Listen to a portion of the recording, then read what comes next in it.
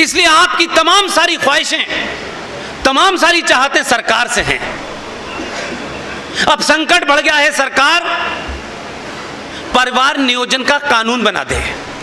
परिवार नियोजन से बच्चे रुक रहे हैं। हम तो जब छोटे थे तो दीवारों पे लिखा रहता था हम दो हमारे दो।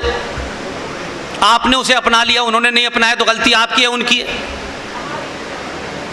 आप कानून से बच्चों की पैदाइश रोक सकते हैं, किस दुनिया में यार। उन्होंने नारा भी सुना, दुनिया की बातें भी सुनी, उनके घर में रोटी भी नहीं, वो 2 किलो चावल पे बिक रहे हैं, वो सब कुछ कर रहे हैं, लेकिन अपने एजेंडे से 1 इंच भी इधर से उधर नहीं है। लिहाजा आज भी वो ताल ठोक के कहते हैं बच्चे अल्लाह मियां की देन हैं। पता नहीं अल्लाह मियां कब आते नीचे।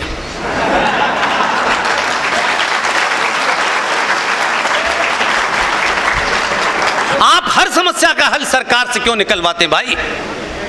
सरकार देश चलाने के लिए है, राष्ट्र चलाने के लिए नहीं है।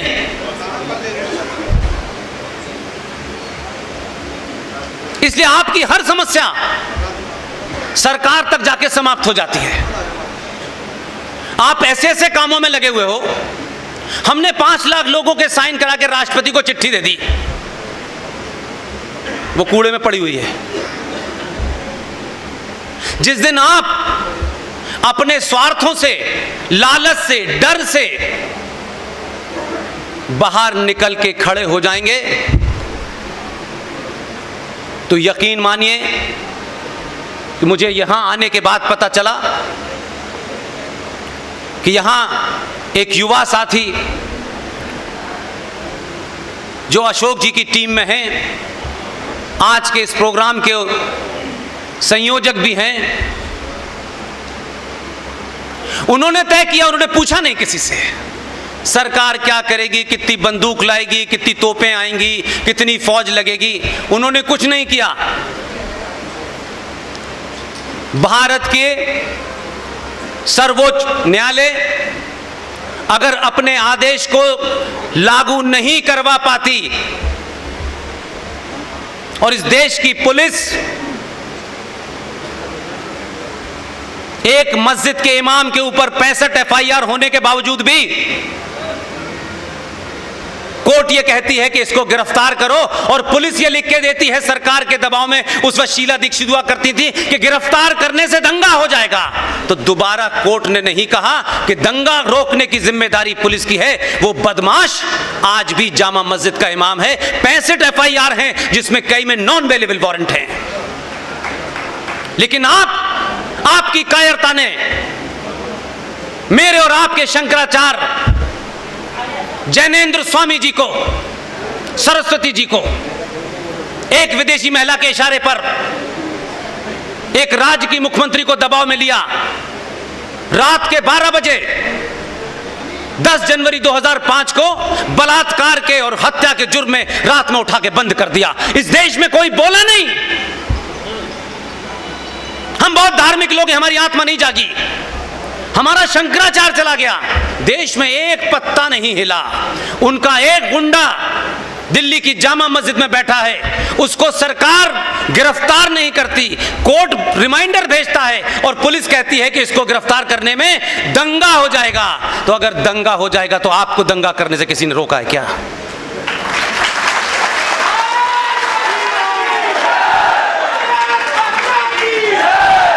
अगर भारत राज्य की व्यवस्था इसी चीजों पे चलेगी कि सड़क पे नमाज पढ़ेंगे और पुलिस कहेगी नहीं हम रोक नहीं पाएंगे भाई, हमें आदेश नहीं है, तो कमजोर समाज उसमें बड़े आर्गुमेंट करेगा।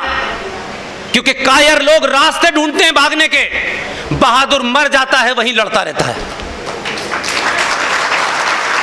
नहीं वो देखिए ऐसा था, क्या फर्क पड़ता है, 10 ही मिनट की तो बात है। ये 10 ही मिनट ही तो 10,000 साल से देख रहे हैं हम। ये 10 मिनट ने ही तो सारा खेल बिगाड़ा है। वो आपको टेस्ट करते हैं, कहां कहां आप बोलेंगे, कहां चुप रहेंगे। मकान छोड़कर भागने की आदत आपकी है, उनकी नहीं है। वो नहीं कहीं जा रहे, वो जायज नाजायज काम पूरी ताकत के साथ कर रहे हैं। वो जानते हैं कि इस देश की व्यवस्था सत्ता यही भाषा समझती है। इसलिए मुझे खुशी है कि संविधान का पालन करते हुए, आईपीसी धाराओं की तमाम जिम्मेदारियों को निभाते हुए आपने उसी भाषा में जब जवाब दिया, गौरव शर्मा की पूरी टीम जो यहां मौजूद हैं और जो यहां मौजूद नहीं है, और मेरी आवाज जहां तक भी जा रही हो, वो ध्यान रखें, हर जिले में 500 गौरव शर्मा पैदा कीजिए, सड़क पे नमाज करना बंद हो जाएगी।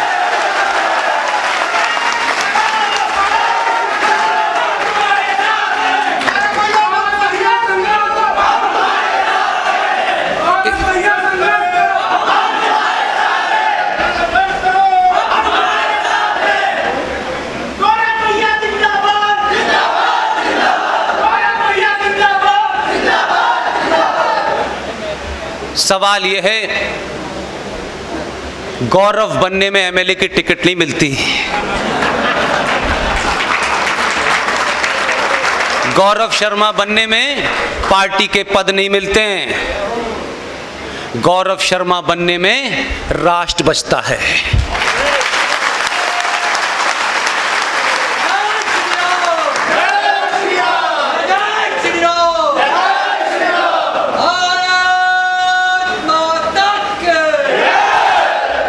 आपके प्रोग्राम जब शुरू हुआ तो वंदे मातरम गाया गया, और वंदे मातरम कब शुरू हुआ कब खत्म हुआ मुझे पता नहीं चला। इसलिए मैं आप सबसे 2-3 चीजें साझा करना चाहता हूं। मैं अभी कानपुर में था, विश्व हिंदू परिषद का स्थापना दिवस था, वहां मैंने ये मुहिम नहीं शुरू की। मैंने कहा इस मुहिम को मैं अपने घर अलीगढ़ से शुरू करूंगा, और जब कोई बात मैं सार्वजनिक करता हूं उससे पहले उसके बारे में जितनी भी रिसर्च हो सकती है वो सब करने के बाद कहता हूं, ताकि कल कोई आप पे सवाल ना उठाए। वंदे मातरम को गाया गया और वंदे मातरम समाप्त हो गया।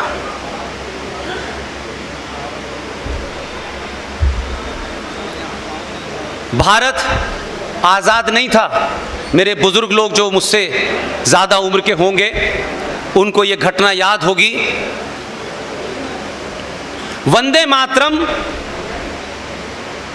भारत की आज़ादी में एक ऐसा नारा, एक ऐसा जयघोष था जो लोगों में जोश भर देता था। 1937 में छोटे भाई का पजामा बड़े भाई का कुर्ता पहने कुछ लोग, यकायक उनके अंदर एक आत्मा जाग गई उनकी, और उन्होंने ऐसा माहौल क्रिएट किया कि देखिए साहब, ये जो वंदे मातरम है इसमें देवी देवताओं के नाम आते हैं, और इसमें जमीन को, इस धरती को नमन करने की बात कही जाती है, इसके सामने सजदा करने की बात कही जाती है। ये हमारे मजहब के खिलाफ है। चाटुकार नेता की बैठक हुई, 1937 की घटना बता रहा हूं। उस वक्त जिना भी उसमें शामिल था, और जिना का छोड़ा हुआ मक्कार जो मक्का में पैदा हुआ था 1888 में, 1902 में भारत आया था, वो भी उसमें शामिल था। देश का पहला जाहिल शिक्षा मंत्री मौलाना अबुल कलाम आजाद। और ये कहा कि देखिए साहब, इस आंदोलन में ऐसा ना हो कि मुसलमान पीछे हट जाएं। वो डराना जानते थे, वो आज से नहीं डरा रहे थे। तत्काल प्रभाव से आपके लोगों ने कहा नहीं नहीं ठीक है, आपकी भावनाओं का ध्यान रखा जाएगा। 1937 में वंदे मातरम की कुछ 4 पंक्तियां गाई जाती हैं, बाकी हटा दी गई। मैं जो तथ्य आपके सामने रखना चाहता हूं इसलिए कह रहा हूं, भारत 15 अगस्त 1947 को न इसकी डेट का पता है, न सन का पता है, न कोई डॉक्यूमेंट है। अंग्रेजों के डॉक्यूमेंट में जून 48 में भारत आजाद होना था।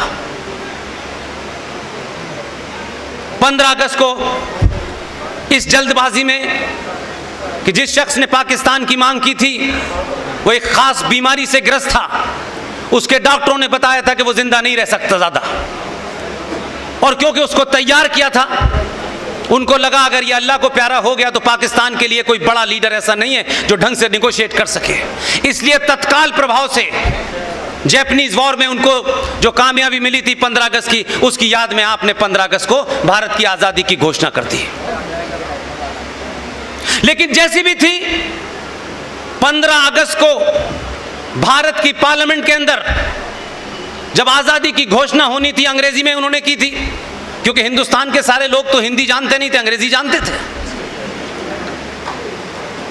तो उन्होंने जो घोषणा करनी थी, उन्होंने सरदार पटेल को एक काम सौंपा। मुझे खुशी है कि इतिहास में कुछ घटनाओं को पढ़ने के बाद कि अच्छे काम वो सरदार पटेल को ही सौंपते थे। वो समझते थे अपने हिसाब से वो बड़े 420 किस्म के आदमी थे। उनको लगता था कि सरदार को फंसा दो, सरदार के सामने कोई ऐसी सूरत हाल ही नहीं होगी कि सरदार इसका कोई तोड़ निकाले। लेकिन सरदार तो सरदार था भाई। उन्होंने कहा कि आप जब भारत की आजादी की घोषणा पार्लियामेंट में होगी 15 अगस्त 1947 की रात में, तब आपको वंदे मातरम के लिए किसी को बुलाना है और तय करना है। सरदार पटेल ने बिना कोई जवाब दिए सिर्फ सर हिलाया और खामोश हो गए। उन्होंने एक टेलीग्राम भेजा मद्रास, और एक देश के बहुत बड़े संगीतकार, उनसे कहा कि आपको भारत की आजादी की घोषणा होने के बाद